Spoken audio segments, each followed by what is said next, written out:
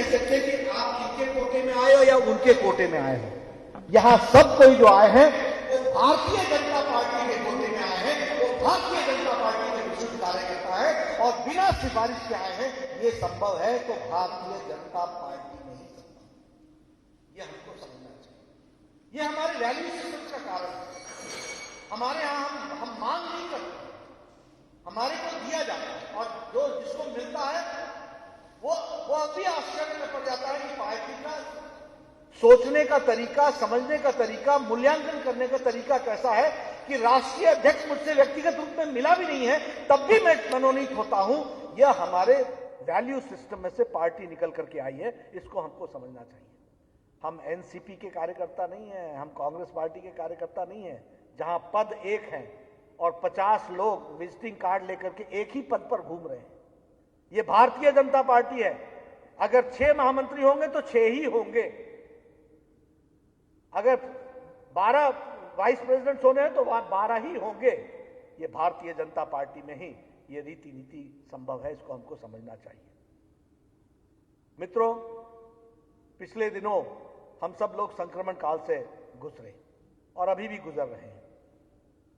दुनिया मुसीबत में थी, दुनिया पशोपेश में थी, लेकिन हमें गौरवान्वित होना चाहिए कि हमारे पास नरेंद्र मोदी जैसा नेता पार्टी के लिए भी और देश के लिए भी उपलब्ध रहा, जिसने इस संक्रमण काल से देश की 130 करोड़ जनता को इससे बाहर निकाला और साथ ही साथ दुनिया को भी रास्ता दिखाया है। इसको हमको समझना चाहिए। और मैं बार बार कहता हूं, हर वक्तव्य में इस बात को कहता हूं। मैं इसलिए कहता हूं कि policy making and bold decisions ये बोल्ड नेता ही कर सकता है। आप देखिए, सारा पाश्चात्य देश कंफ्यूजन में था। वेस्ट जानता नहीं था लॉकडाउन लगाए या इकोनॉमी संभाले। अमेरिका आज दिन तक नहीं जान सका कि लॉकडाउन लगाना जरूरी था या इकोनॉमी संभालना जरूरी था। बड़े बड़े देश, शक्तिशाली देश, जिनके हेल्थ सिस्टम्स कहीं ज्यादा सुदृढ़ थे, उनके हेल्थ सिस्टम्स क्रम्बल डाउन कर गए। और हमारे प्रधानमंत्री मोदी जी के नेतृत्व में बोल्ड और टाइमली डिसीजन लेकर के लॉकडाउन लगाया गया।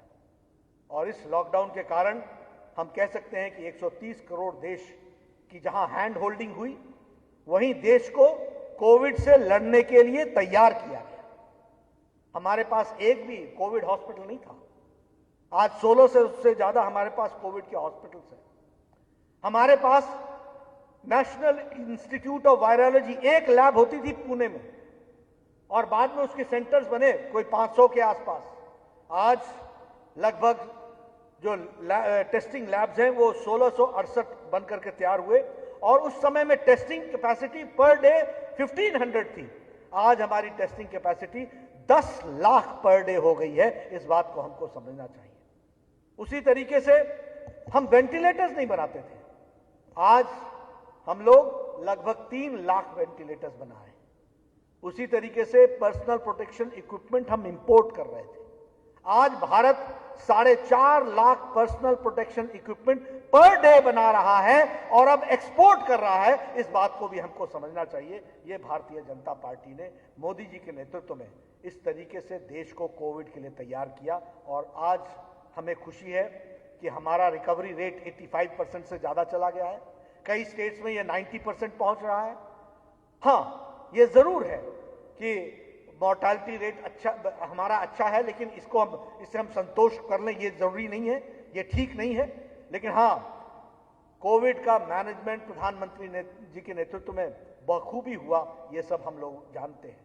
मैं चाहूंगा ये नैरेटिव बार बार हमारे कार्यकर्ता नीचे जमीन पर बताने का प्रयास करें। आंकड़े बताने कठिन होते हैं, लेकिन we are political workers, it is our responsibility. हमें नैरेटिव भी सेट करना है और कार्यकर्ता को सक्षम बनाना है ताकि वह नीचे जब बात करे तो आंकड़ों सहित वह बात को पेश कर सके। इस बात का हमको प्रयास करना चाहिए। वर्ल्ड हेल्थ ऑर्गेनाइजेशन ने भी और यूएनओ ने भी भारत के गरीब कल्याण पैकेज की सराहना की है। वर्ल्ड हेल्थ ऑर्गेनाइजेशन ने और वर्ल्ड हेल्थ असेंबली में डॉक्टर टेड्रोस ने भी कहा, India has not only address the health issues, India has also addressed the economic issues. UNO ने कहा कि Garib Kalyan package and Atmanirbhar Bharat are welcome steps which should be replicated by other countries also. ये भारत की छवि अंतर्राष्ट्रीय स्तर पर भी आई। हम सिर्फ दवाई अपने लिए हमने नहीं प्रोड्यूस की, हमने 122 देशों में दवाई पहुंचाई है। ये भारत की छवि मोदी जी के नेतृत्व में कोविड-19 मैनेजमेंट, कोविड के मैनेजमेंट में इसका उपयोग हुआ, इसका प्रयोग हुआ, ये हम सब लोग जानते हैं। मित्रों, जब हम गरीब कल्याण पैकेज की बात करते हैं तो गरीब कल्याण पैकेज में 6 साल में मोदी जी ने कैसे ट्रांसफॉर्म किया, इसका भी इसमें हमको प्रतिबिंब दिखता है, इसमें हमको इसका आईना दिखता है। 20 करोड़ महिलाओं को 500 रुपए 3 महीने के लिए 1,500 रुपए पहुंचाना, इस देश में जहां 1986 में 85 में एक प्रधानमंत्री बोलते थे कि 1 रुपया भेजता हूं तो 15 पैसा पहुंचता है, उस देश में प्रधानमंत्री मोदी जी ने लॉकडाउन की अवस्था में बिना पोस्टमैन, बिना मनी ऑर्डर के 20 करोड़ बहनों के खाते में 1,500 रुपए पहुंचा करके 20 करोड़ महिलाओं को सशक्तिकरण किया। यह हमको समझना चाहिए। यह है परिवर्तन। 80 करोड़ की जनता को छठ के महीने तक, दीपावली तक 5 किलो चावल या 5 किलो गेहूं, 1 किलो दाल देने की व्यवस्था की गई। कभी सोचा था? 8 करोड़ बहनों को 3 महीने के लिए 3-3 सिलेंडर की व्यवस्था कभी सोचा था? कभी सोचा था कि दिव्यांगजनों के लिए, बुजुर्गों के लिए, विधवाओं के लिए 1,000 रुपए लगभग 1 करोड़ की जनता को पहुंचाने की व्यवस्था होगी, और यह भी उनके खातों में सीधा पहुंचाने की व्यवस्था। यह सब मोदी जी ने प्रधानमंत्री गरीब कल्याण पैकेज के तहत किया गया है। मित्रों, ये जो आत्मनिर्भर पैकेज का विषय है, हम लोगों ने एक अभियान लिया था, जिस अभियान के तहत हम लोगों ने आत्मनिर्भर पैकेज के जो हमारे स्टेक होल्डर्स थे उनके साथ हमने अपने आप को एंगेज किया है। लेकिन यह काम कोई 15 दिन का नहीं है, कोई 1 महीने का नहीं है। मैं चाहूंगा कि चंद्रकांत दादा पाटिल आत्मनिर्भर पैकेज के विषय पर एक वर्कशॉप लगाएं और पहले प्रदेश के कार्यसमिति के सदस्यों को और बाद में जिला के कार्यसमिति के सदस्यों को, सबको आत्मनिर्भर पैकेज के डिटेल्स को समझाएं, ताकि वह समझ करके भारत की, महाराष्ट्र की जनता को समझाने का प्रयास करें। यह आपदा को अवसर में बदलने का समय है, और प्रधानमंत्री मोदी जी ने जिस तरीके से 20 लाख करोड़ रुपए का यह आत्मनिर्भर पैकेज दिया, जिसमें 3 लाख करोड़ रुपए उन्होंने एमएसएमई सेक्टर में कोलैटरल फ्री लोन देने की व्यवस्था की है। 1,10,000 करोड़ रुपए शायद सैंक्शन हो चुका है, उससे ज्यादा सैंक्शन हो चुका है। हमारे एमएसएमई सेक्टर के लोगों का डेफिनेशन बदल के ज्यादा से ज्यादा लोगों को इसमें जोड़ने का प्रयास हुआ है। एग्रीकल्चर के क्षेत्र में जो परिवर्तन हुआ है, उस परिवर्तन को लेटर और स्पिरिट में इंप्लीमेंट करने की जिम्मेवारी भारतीय जनता पार्टी के कार्यकर्ताओं की है। 1 लाख करोड़ रुपए खर्च होना है फार्म्स गेट पर, फार्म्स के इंफ्रास्ट्रक्चर पर, वैल्यू एडिशन पर, किस तरीके से अनाज बाजार में सुविधा से पहुंच सके, बिना किसी रुकावट के पहुंच सके, इसकी व्यवस्था की गई है। मैं चाहूंगा कि इनकी बारीकियों को भारतीय जनता पार्टी का एक एक कार्यकर्ता समझे, पहले समझे और बाद में जनता को समझाने का प्रयास करे। ये मैं आपसे निवेदन करना चाहता हूं। 10,000 से ज्यादा एफपीओ बनते हैं, फार्मर्स प्रोड्यूसर्स ऑर्गेनाइजेशन। एक भी फार्मर्स प्रोड्यूसर्स ऑर्गेनाइजेशन हमारे एक्टिविज्म के बगैर ना बने। हमें देखना चाहिए कि सच्चा किसान, मेहनती किसान फार्मर्स प्रोड्यूसर्स ऑर्गेनाइजेशन का पार्ट एंड पार्सल बने। और आज जो फार्म्स में फार्मर के लिए रिफॉर्म आया है, मित्रों, इसको आप समझिए। ये किसानों को 70 साल में कुछ नहीं किसी ने किया, नरेंद्र मोदी जी ने किसानों को आजाद कर डाला है। इसको समझने की जरूरत है और इसको जानने की जरूरत है। मैं किसान हूं, मैं हिमाचल से आता हूं, हमारे यहां से सेब आता है। दिल्ली की मंडी में हमारे सेब व्यापारी को पता ही नहीं चलता कि उसका सेब बंगलौर में बिका या कलकत्ता में बिका। उसको यह पता ही नहीं चलता कि उसका सेब किस भाव बिका है। आज भी किसान बिचौलियों के हाथ में गुलाम था, उसको मोदी जी ने आजाद कर दिया। अब तुम अपने घर बैठे दुनिया के कहां पर कि सेब का या प्रोड्यूस का क्या दाम है, ये तुम जान सकोगे। इतना ही नहीं, अगले सप्ताह तुम्हारे प्रोड्यूस का क्या दाम होगा यह भी तुमको पता होगा। तुम चाहोगे तो आज बेचोगे, अगर दाम अच्छा मिलेगा तो तुम एक सप्ताह बाद बेचोगे। यह ताकत तुमको किसानों को दी गई है, तो हमारे किसान भाइयों को दी गई है, इसको हमको समझना चाहिए। ये जो कॉन्ट्रैक्ट फार्मिंग का विषय है, शरद पवार कहें तो बहुत अच्छा और मोदी जी कहें तो ये एंटी फार्मर्स। ये कैसा संविधान है, ये कैसा विधान है, ये कैसी सोच है? शरद पवार साहब ने कहा था कि कॉन्ट्रैक्ट फार्मिंग को हमको बढ़ावा देना चाहिए। This is going to be progressive, यह गतिशील होगा, यह आगे बढ़ने वाला होगा, यह फ्यूचरिस्टिक होगा। और आज जब मोदी जी ने उसको लागू कर दिया और यह तय कर दिया कि किसान के फेवर में ही हमेशा कॉन्ट्रैक्ट होगा, किसान को ही उसका लाभ मिलने वाला है, नुकसान होगा तो व्यापारी को होगा, फायदा होगा तो किसान को होगा, यह तरीका ला करके खड़ा किया, तो एंटी फार्मर्स हो गए। कांग्रेस पार्टी अपने मैनिफेस्टो में लिखती है कि हम एपीएमसी से फ्रूट्स को निकालेंगे बाहर। कांग्रेस पार्टी 2019 के मैनिफेस्टो में लिखती है कि हम एपीएमसी से किसानों को आजाद करेंगे। तुम लिखते रह गए, मोदी जी ने आजाद कर दिया, और आजाद कर दिया तो ट्रैक्टरों पे सोफा लगा करके घूमने लग गए। क्या तरीका है तुम्हारा? किस तरीके से तुम सोचते हो? यही तुम्हारी सोच है? और तुम किसानों के कितने बड़े उनके प्रति सोचने वाले हो, यह बात जग जाहिर होती है। उनको कितना तुम अपने साथ जोड़ रहे हो, यह बात समझ में नहीं आती। मित्रों, भारतीय जनता पार्टी के कार्यकर्ताओं की एक एक की जिम्मेवारी है कि फार्मर्स के रिफॉर्म्स को हम लेटर और स्पिरिट में नीचे तक बताएं। 1955 का शायद एसेंशियल को ये अपना एसेंशियल कमोडिटीज एक्ट है 1955 का। कांग्रेस पार्टी ने 2019 के मैनिफेस्टो में लिखा, we will get away of this age old 1959 essential commodity act. तुमने लिखा, मोदी जी ने करके दिखा दिया।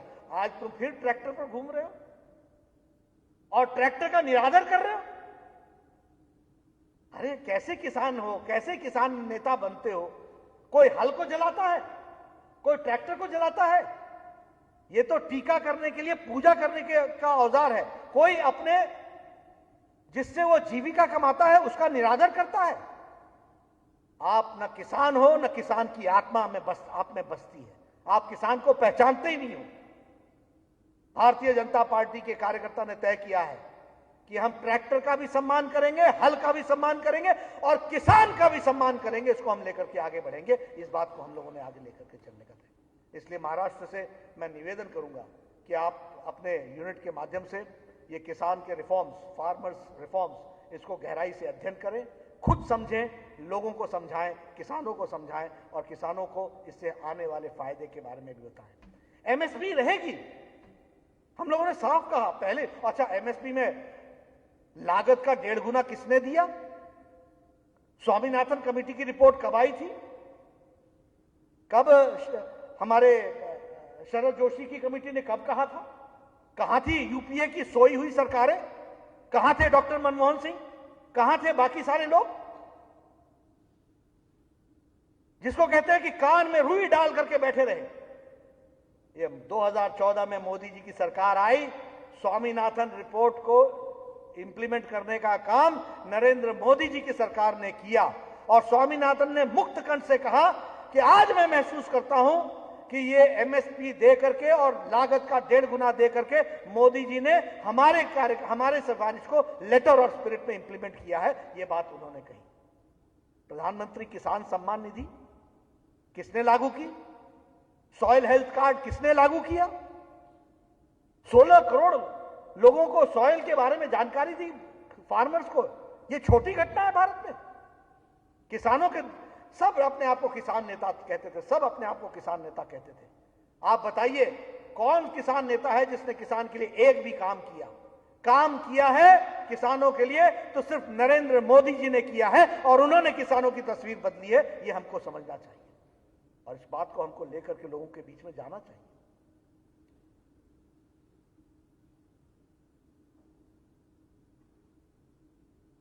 इस बात को लेकर के हमको बीच में जाना चाहिए।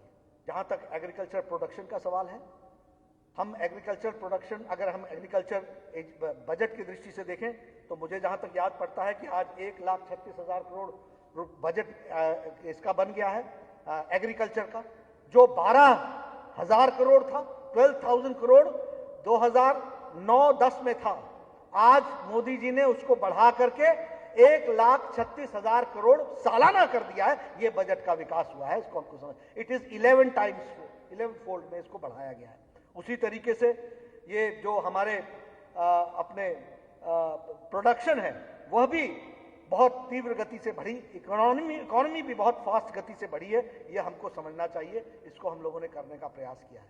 मैं चाहूंगा कि एक अच्छा, हमारी तरफ से तो एक अच्छा पैम्फलेट गया ही है फार्मर्स के बारे में, लेकिन उसको महाराष्ट्र के अनुकूल बनाकर, महाराष्ट्र के डेटा को भी डाल करके, अपने आप पहले हमारा कार्यकर्ता उसको समझे, उसको अपना आत्मसात करें और बाद में महाराष्ट्र की जनता को भी उसके बारे में गहराई से बताए। ये मैं जरूर कहना चाहूंगा कि आप करेंगे तो अच्छा रहेगा। मित्रों, जहां तक विकास की दृष्टि से और विषय हैं, हम ये भी जानते हैं कि एक साल के अंदर धारा 370 से लेकर ट्रिपल तलाक से लेकर के CAA से लेकर के और भव्य राम मंदिर की भूमि का भूमि पूजन से लेकर ये सारे काम, कोई काम 500 साल पुराना एजेंडा था, कोई काम हमारा 70 साल पुराना एजेंडा था जो पूरा नहीं हो पा रहा था, लेकिन आपने मोदी जी को ताकत दी और मोदी जी ने पॉलिटिकल विल के साथ इन सारी चीज़ों को पूरा किया है। इसके लिए मैं बधाई देना चाहता हूं और हम सब लोगों को यह बात जनता के सामने बारंबार रखनी चाहिए, ये मैं कहूँगा। मुझे खुशी है कि महाराष्ट्र के यूनिट ने, सेवा ही संगठन है, इसमें भी बहुत अच्छा काम किया है। लगभग 2,30 लाख फूड पैकेट्स आपने बांटे हैं। आपने लगभग 42.5 लाख आपने राशन किट बांटा है। आपने लगभग 68 लाख फेस मास्क बांटे हैं। आपने लगभग 5,000 गांवों को सैनिटाइज किया है। आपने PM फेयर फंड में लगभग 4 लाख लोगों ने कंट्रीब्यूट किया है। आपसे मैं निवेदन करूंगा, मैंने देखा आपके मंडल की ई-बुक तैयार हो गई है, आपके स्टेट की ई-बुक तैयार हो रही है। हम एक नेशनल ई-बुक बना रहे हैं और UNO की 9 भाषाओं में ट्रांसलेट करेंगे। ये दुनिया का वो डॉक्यूमेंट बनेगा कि अगर सरकार ने काम किया तो सरकार के साथ साथ एक भारतीय जनता पार्टी अकेली पार्टी थी जिसने सेवा ही संगठन के साथ समाज को जोड़ करके इस सेवा कार्य को आगे बढ़ाया है। यह एक डॉक्यूमेंट के रूप में हम पेश करने वाले हैं दुनिया के सामने। इसलिए मैं महाराष्ट्र की यूनिट को इसके लिए भी बधाई देना चाहता हूं। आप सब लोगों ने बहुत अच्छा काम किया है। मित्रों, मैं एक निवेदन आपसे यह भी करना चाहता हूं। हमारे यहां जब भी शिक्षा नीति में कोई बात होती थी तो कोहराम मच जाता था, आइडियोलॉजिकल डिफरेंसेस सामने आते थे। ऐसा लगता था जैसे पता नहीं यहां पर वैचारिक मतभेद क्या हो गया है। आपको जानकर के खुशी होगी कि नेशनल एजुकेशन पॉलिसी भारत में आ गई है और ये नेशनल एजुकेशन पॉलिसी 2020 2 लाख से ज्यादा सजेशंस के साथ आई है। मैं यहां धन्यवाद देना चाहूंगा प्रकाश जावड़ेकर जी को। आपके समय में इसका काम शुरू हुआ था जब आप ह्यूमन रिसोर्स डेवलपमेंट मिनिस्टर थे। आपने इसकी नींव रखी थी और आपने इसमें सजेशंस मांगे थे। मेरे आंकड़े सही होंगे शायद प्रकाश जी, 2 लाख से ज्यादा इसमें सजेशन आए। 50,000 से ज्यादा सजेशंस को इनकॉर्पोरेट किया गया और जब ये नेशनल एजुकेशन पॉलिसी आई तो सभी लोगों ने इसको एक ध्वनि मत से स्वीकार किया। समाज के सभी वर्ग ने, यह भारत की समग्रता की सोच मोदी जी के नेतृत्व में सामने आई है। सबका साथ, सबका विकास और सबका विश्वास दिखाती है। इसको हमको समझना चाहिए। मैं चाहूंगा कि आप सब लोग इस नेशनल एजुकेशन पॉलिसी को की गहराइयों को समझें, इसकी बारीकियों को समझें। मित्रों, हम अपने समय में हम विद्यार्थी परिषद का काम करते थे। मुझे याद है पीयूष गोयल जी, आपको याद होगा 1986 में राजीव गांधी प्राइम मिनिस्टर होते थे। हमने नेशनल न्यू एजुकेशन पॉलिसी की बात छेड़ी थी और हमने उस समय देखा कि सिर्फ 10+2+3, वो पहले 10+2+2 था, वो 10+2+3 हो गया। इसके सिवाय कुछ नहीं था। There was no change, it was only a cosmetic change which has taken place. लेकिन अभी की जो शिक्षा नीति आई है, हम लोग शिक्षा जगत से आए हैं इसलिए हम जानते हैं, यह भारत की शिक्षा नीति है, यह इंडिया की शिक्षा नीति नहीं है। मैं आपके सामने एक छोटी सी बारीकी रखना चाहता हूं।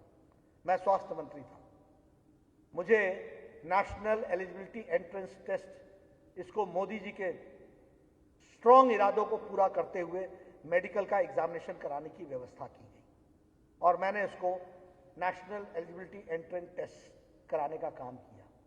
बहुत विरोध हुआ, बहुत लोग विरोध में थे, लेकिन धीरे धीरे करके सबको हम साथ जोड़ते चले गए। हमने उसमें टेस्ट में एक बात रखी कि टेस्ट रीजनल लैंग्वेज में भी होगा। उस समय भी बड़ा विरोध हुआ, लेकिन कुछ स्टेट्स मान गई और धीरे धीरे क्या हुआ कि होड़ लग गई। अगर बंगला में हुआ तो उड़िया में क्यों नहीं, अगर उड़िया में हुआ तो असमिया में क्यों नहीं, अगर मलयालम में हुआ तो तेलुगु में क्यों नहीं, अगर तेलुगु में हुआ तो कन्नड़ में क्यों नहीं। और मैंने कहा कि सब भाषाओं में कराओ, जो जो मांग करता है करते चले जाओ। आज मालूम है नेशनल एंट्रेंस एलिजिबिलिटी टेस्ट का अंतर क्या आया है कि पहले डॉक्टर वो बनता था जो पब्लिक स्कूल में पढ़ करके आता था और जो सिर्फ इंग्लिश जानता था। आज डॉक्टर वो बन रहा है जो गांव के स्कूल से पढ़ करके रीजनल भाषा से आता है, वो डॉक्टर बन रहा है। ये अंतर आ गया है। इसलिए नई शिक्षा नीति नेशनल एजुकेशन पॉलिसी में पहली 5वीं क्लास तक medium of instruction regional language रहेगा। अपनी भाषा, जो भाषा घर में गांव में बच्चा बोलता है, उसमें उसको पढ़ने का मौका मिलेगा। इस शिक्षा नीति में अफोर्डेबिलिटी है। अफोर्डेबिलिटी का मतलब है कि किसी को भी शिक्षा का एक्सेस मिलेगा। इस शिक्षा नीति में एक्सेसिबिलिटी है। एक्सेसिबिलिटी का मतलब यह है कि वो उसको एक्सेस मिलेगा, वो उस शिक्षा ले सकेगा। इस शिक्षा नीति में फ्लेक्सिबिलिटी है। फ्लेक्सिबिलिटी का मतलब यह है कि मैं बायोलॉजी भी पढ़ रहा हूं, मैं मैथमेटिक्स भी पढ़ रहा हूं, मैं मैथमेटिक्स भी पढ़ रहा हूं और मैं म्यूजिक भी पढ़ रहा हूं, मैं म्यूजिक भी पढ़ रहा हूं, फाइन आर्ट्स भी पढ़ रहा हूं और इंग्लिश लिटरेचर भी पढ़ रहा हूं। ये फ्लेक्सिबिलिटी मिलेगी। और इसके साथ साथ एग्जामिनेशन वो नहीं होगा जो हमारे जमाने में होता था। हम एग्जामिनेशन देते थे। मैं आर्ट्स का स्टूडेंट हूं, मैं पोजीशन होल्डर हूं, ग्रेजुएशन में और पॉलिटिकल साइंस ऑनर्स में मैंने पास किया है और मैं पोजीशन होल्डर हूं। लेकिन एग्जाम कैसे देता था? 20 क्वेश्चन पढ़ लेता था और 20 क्वेश्चन में से कोई ना कोई 6 क्वेश्चन आते थे और मैं उनको एक तरफ से लिखना शुरू करता था। 3 घंटे में पेपर होता था, 6 होते थे और हमको वो 35-30 मिनट में हमको एक क्वेश्चन का पेपर का आंसर देना पड़ता था और हम एक तरफ से लिखते, 3 घंटे लिखते चले जाते और नंबर आते थे 65, 62। 10 दिन बाद कोई पूछ रहे तो भूल जाते थे, क्योंकि वो मेमोराइज करते थे और वॉमिट करते थे। आज का एग्जामिनेशन सिस्टम कैसा होगा? इसमें आपका एनालिटिकल कर्व की पहचान की जाएगी। आपको रट्टा नहीं लगाना पड़ेगा, आपको कॉन्सेप्चुअली क्लियर होना पड़ेगा, आपको डरना नहीं पड़ेगा, आपको कोई अपने बुद्धि पर बोझ नहीं डालना पड़ेगा। आपको कॉन्सेप्ट्स को क्लियर करना पड़ेगा और एनालिटिकल कर्व के माध्यम से आपको बढ़ना पड़ेगा और एनालिटिकल माइंड आपका कितना है ये उसमें से देखा जाएगा। मैं चाहूंगा कि इस शिक्षा नीति की भी बारीकियों को हम जरूर लोगों के बीच में लेकर के जाएं, उनको बताएं, उनको समझाएं। ये मैं आपसे जरूर निवेदन करूंगा। मित्रों, एक बात आपके साथ में शेयर करता हूं। जब हम कहते हैं ना आत्मनिर्भर भारत, जब हम कहते हैं ना स्वाभिमानी भारत, जब हम कहते हैं ना ताकतवर भारत, तो ये कहने के लिए नहीं कह रहे हैं। ये ठीक है कि हमारा चाइना के साथ कभी डोकलाम में स्टैंड ऑफ हुआ, कभी हमारा अन्य स्थानों पर स्टैंड ऑफ हुआ, फेस ऑफ हुआ, सब कुछ हम देखा है। लेकिन हमको यह मालूम होना चाहिए कि मोदी जी के नेतृत्व में ये दारबुक श्योक दौलत बेग ओल्डी जो रोड है, जो 2019 में 19 साल बाद कंप्लीट हुई है, जिससे कि LAC के सबसे नजदीक एयरपोर्ट से भी उसका लिंकेज मिला है, यह भारत की बदलती तस्वीर है और भारत का डिफेंस सिस्टम मजबूत खड़ा है। इसको हमको समझना चाहिए। आज हमको जान करके खुशी होगी कि 4700 किलोमीटर की सड़क जो बॉर्डर पर, चाइना के बॉर्डर पर एक्सपैंड करती है, ये पिछले 6 सालों में बन करके तैयार हुई है और पिछले 6 सालों में इसमें 32% का इजाफा हुआ है इस रोड को बनाने में। उसी तरीके से 14,450 मीटर के ब्रिजेस बने हैं इस सड़क पर और यह 98% का इंक्रीज हुआ है। यानी पिछले 6 साल में 98% काम इस पर हुआ, जिसमें 14,450 double lane all weather road, all weather bridges ये बने हैं। इसको हमको ध्यान में रखना चाहिए। पिछले 3 सालों के अंदर 380 किलोमीटर पर ईयर के हिसाब से सड़कें का सरफेसिंग हुआ है। इसलिए चाइना के बॉर्डर पर इस तरीके से मोदी जी के नेतृत्व में सशक्तिकरण हुआ है। और मैं ये आंकड़े आपसे इसलिए बोल रहा हूं कि आप भी इन आंकड़ों का प्रयोग कीजिए, उपयोग कीजिए। मैं यहां पर अपने कार्यकर्ताओं से निवेदन करूंगा, politics does not remain in vacuum. राजनीति हमेशा किसी न किसी सब्जेक्ट और कंटेंट के साथ रहती है, इसलिए हमको इस एजेंडा सेट करना है। हम सबसे बड़ी दुनिया की पार्टी है, ये हमारी जिम्मेवारी है कि हम एजेंडा सेट करें। चाइना को तकलीफ क्यों हो रही है? इसलिए हो रही है कि 4700 किलोमीटर की सड़क बनकर के तैयार है, इसलिए कि भारत मजबूत खड़ा हो गया है, इसलिए कि राफेल भारत में आ चुका है, इसलिए कि हमारे सक्षम ताकत लोगों ने देखा है, लोगों ने उरी स्ट्राइक देखी है, उरी के बदले में स्ट्राइक देखा है, एयर स्ट्राइक देखा है। ये सारी चीजों को देखने के साथ साथ भारत मोदी जी के नेतृत्व में बदला है, इसको समझ में आया है। और मैं चाहूंगा कि आप सब लोगों को इन सारी बातों को आगे रखने की जरूरत है और आप जरूर रखेंगे।